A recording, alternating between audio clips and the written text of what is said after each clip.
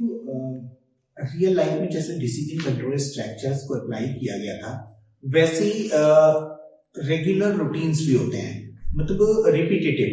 ऐसे कहोगे कि तुम हमारी वीडियो को लगातार देखते आ रहे हो फिर बंद कर देते हो, लगातार देखते हो फिर बंद कर देते हो, मतलब एक वीडियो खत्म होती है फिर दूसरी आती है, दूसरी आती है फिर तीसरी आती है, और ये चीज चलती रहती है। इसका एक सिस्टम होता है।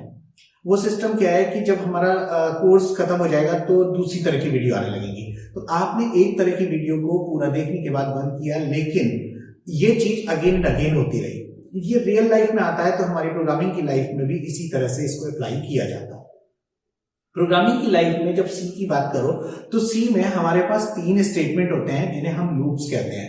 3 लूप हैं, जिन तीनों लूपों को हम यूज करके कोई भी दुनिया का कोई भी रिपीटेटिव वर्क आराम से सॉल्व कर सकते हैं। तो उसके लिए जो 3 लूप्स हैं वो मैं लिख रहा हूं।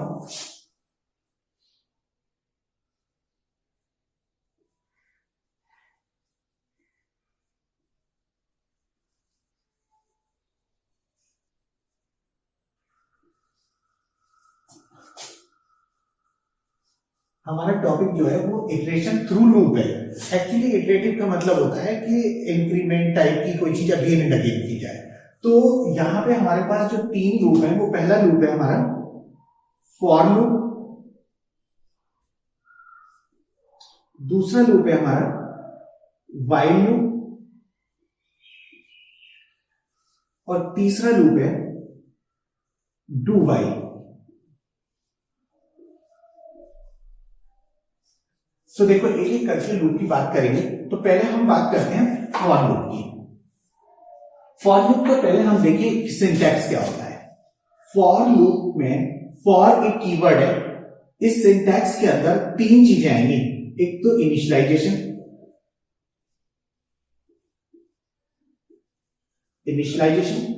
देन कंडीशन,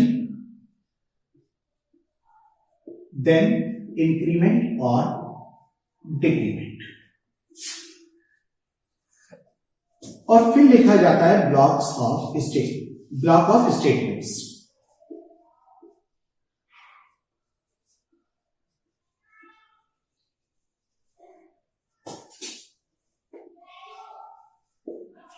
इसका जो चलने का सीक्वेंस होता है उसकी बात करते हैं।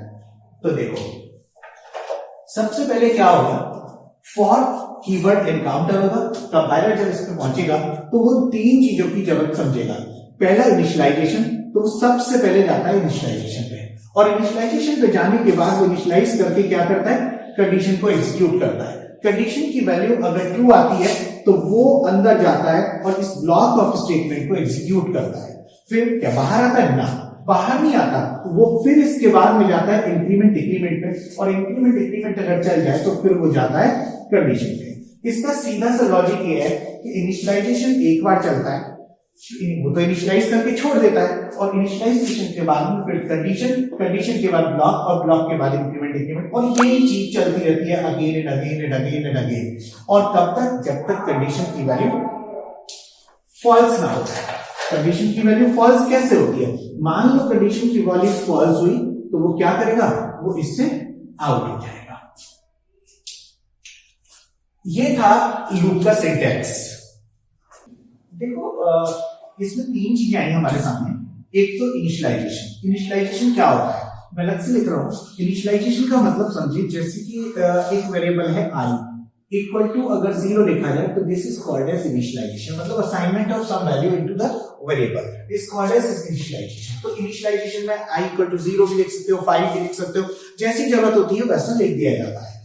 दूसरी चीज आती है कंडीशन। कंडीशन हमेशा या तो ट्रू या फिर फॉल्स, जैसे कि इफ एल्स में काम कर रही थी। कंडीशन में हमेशा रिलेशनल ऑपरेटर या फिर लॉजिकल ऑपरेटर यूज होते हैं, जैसे कि आई लेस देन 5, इस टाइप की चीजें। इंक्रीमेंट डिक्रीमेंट में या तो 1 का इंक्रीमेंट करना हो तो हम प्लस प्लस आई या आई प्लस प्लस इस टाइप की चीजें यूज कर लेते हैं। माइनस माइनस आई या आई माइनस आई माइनस माइनस, या फिर हमें 1 से ज्यादा इंक्रीमेंट लगाना हो। मान लेते हैं कि 5 का इंक्रीमेंट करना है तो I equal to I plus 5 भी लिख सकते हैं, i प्लस इक्वल टू 5 भी लिख सकते हैं। इस तरह से यूज होते हैं इंक्रीमेंट और डिक्रीमेंट, ठीक है। -5 करना हो तो i माइनस इक्वल टू 5 भी लिख सकते हैं इस तरह से। तो ये तीनों चीजें अपने आप में बिल्कुल क्लियर हो गई होंगी। अब हम चलते हैं, इसका एक छोटा सा एग्जांपल लेते हैं। मैंने कहा 10 बार स्क्रीन पे वेलकम प्रिंट करना है, तो हमारी प्रॉब्लम क्या होती है कि हम 10 बार जब तक लूप नहीं पढ़ा था तो हम क्या करते, 10 बार या तो प्रिंटफ लगाते या एक प्रिंटफ में 10 बार वेलकम लिखते। लेकिन उसको हटा के जब हमने लूप पढ़ लिया तो क्यों ना उसका फायदा हो जाए। तो 10 बार वेलकम प्रिंट करने का एक छोटा सा सिंटेक्स लिखते हैं। i इक्वल टू 1 से क्यों शुरू किया, 1 to 10 चला हुआ इसलिए 1, i लेस देन, देन लिखा i प्लस प्लस, और मैंने यहां लिखा प्रिंटफ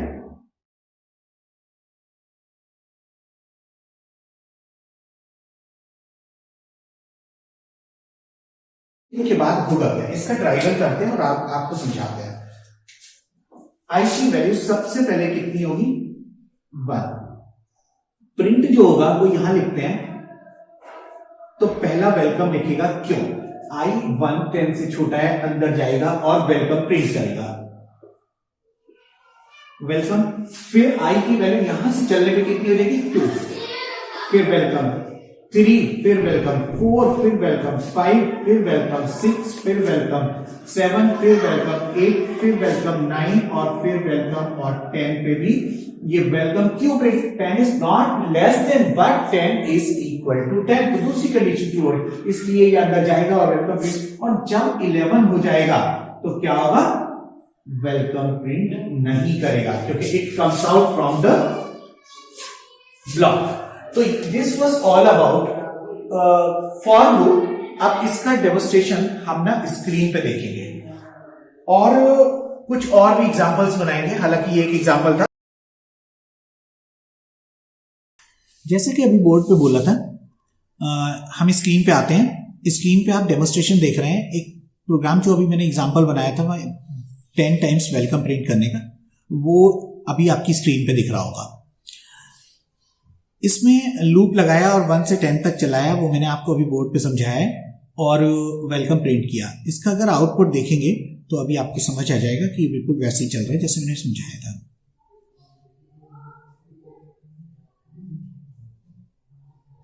देखिए 3, 6 और 3 9 10 10 टाइम्स वेलकम स्क्रीन पे आ चुका है इस समय पे, ठीक है।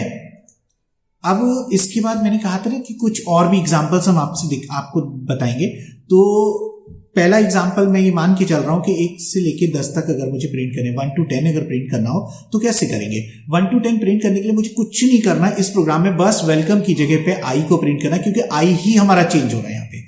तो उसको मैं डिस्प्ले दिखा रहा हूं, यहाँ पे हम कर देते हैं /n के बाद %d और कॉमा लगा के i लिख देते हैं। बस इतना सा आपको लिखना है और होगा क्या, 1 से लेके 10 तक, मतलब अब हमारा प्रोग्राम चेंज हो गया है 1 2 to 10 ऑन द स्क्रीन, ठीक है।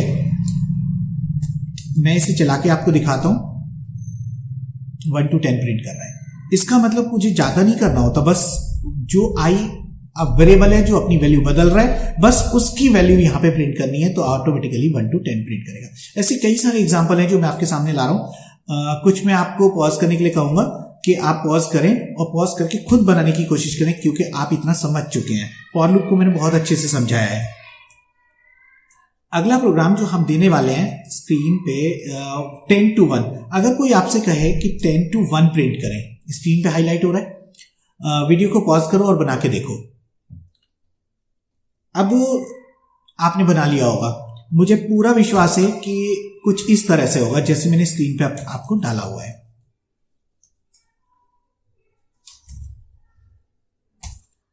बस चेंज क्या करना है, 1 to 10 की जगह 10 to 1 करना है। 10 to 1 मतलब स्टार्टिंग इनिशियलाइजेशन जो होगा i का, that will be started from 10 और गोज अप टू 1, मीन्स जो कंडीशन होगी वो होगी i इज ग्रेटर देन और इक्वल टू 1, और i को फिर प्लस प्लस ना करके माइनस माइनस। मैंने दोनों चीजें लिखी थी बोर्ड पे, इंक्रीमेंट भी होगा और डिक्रीमेंट भी, जैसी जरूरत पड़ेगी वैसा हम यहाँ पे अप्लाई करेंगे। तो देखो यहाँ पे i 10 से शुरू हो रहा है, 1 तक जा रहा है, और माइनस माइनस हो रहा है। जब देखेंगे तो आई की सबसे पहली वैल्यू, क्योंकि 10 1 से बड़ा होता है, कंडीशन को ट्रू करता हुआ अंदर जाएगा और जाने के बाद वो क्या करेगा, वो प्रिंट करेगा आई यानी कि 10 को। 10 के बाद वो माइनस माइनस यानी कि 9 हो जाएगा। 9 भी 1 से बड़ा होता है, इसलिए वो अंदर जाएगा और जाने के बाद क्या करेगा, फिर प्रिंट करेगा। आउटपुट में आप देख रहे हैं 10 to 1 प्रिंट हो रहा है, ठीक है ना।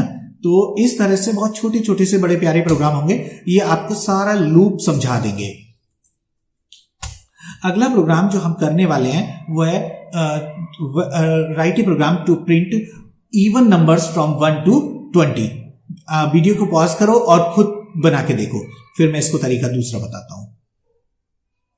ओके, आपने बना लिया होगा, मुझे पूरा विश्वास है कुछ ऐसा बनाया होगा, और नहीं तो उसमें मॉडिफिकेशन कर सकते हैं। अच्छा, आपकी प्रोग्राम्स में जब एरर आया करें तो आप ये ना समझे कि कोई बहुत बड़ी प्रॉब्लम है। एरर्स हमें ना मजबूत बनाती हैं।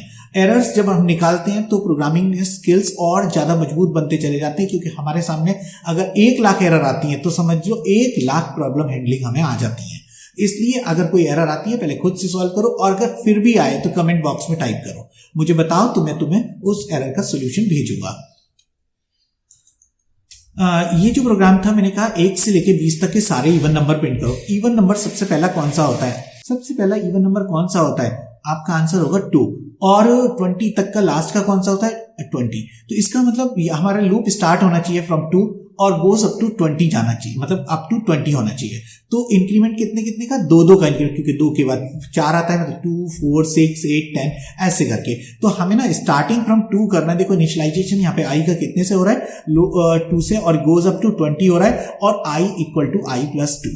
हम इस तरह से इंक्रीमेंट लगा देते हैं और फिर क्या करते हैं, आई की वैल्यू को प्रिंट करने की कोशिश करते हैं। स्क्रीन पे आउटपुट देखें जरा, 2 to 20 हमारे सारे इवन नंबर्स आने लगे। यहीं पे थोड़े से मॉडिफिकेशन और करने चाहूंगा, जैसे कि मैंने कहा 1 से लेके 20 तक के इवन नंबर प्रिंट करो और 2 का इंक्रीमेंट करो। तो 2 का इंक्रीमेंट, एक तो तरीका ये था, एक दूसरा तरीका था आई प्लस इक्वल टू 2 लिखें। इसका मतलब शॉर्ट हैंड ऑपरेटर जो मैंने पढ़ाए हुए हैं वो काम आ रहा है। I equal to I plus 2 इसी तरह से भी लिखा जा सकता है। आउटपुट देखेंगे आपको बिल्कुल सेम दिखाई देगा, ठीक है। एक छोटा सा चेंज और कर दें तो प्रोग्राम बिल्कुल चेंज हो जाएगा।